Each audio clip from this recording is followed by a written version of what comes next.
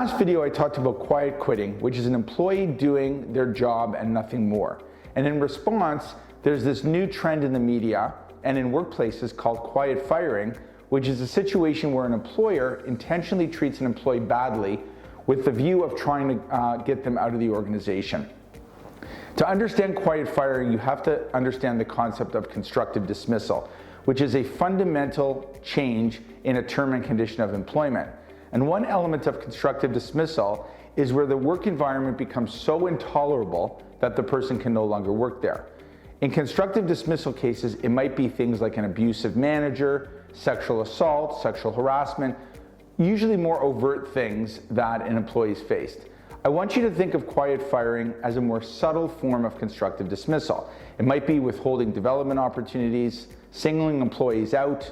It might be not inviting them to certain team meetings, giving them meaningless and mundane tasks that are below their level of experience.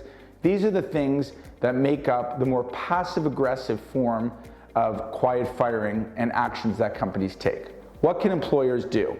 There's a couple of things. Firstly, employers can have open and honest communication with their staff and make sure that it doesn't get to the point where they're having to treat these people in an intentionally unfair way.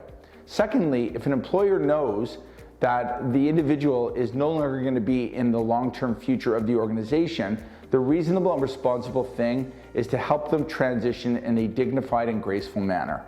So that's the concept of quiet firing, and I'm sure we're going to hear more about it in the coming months.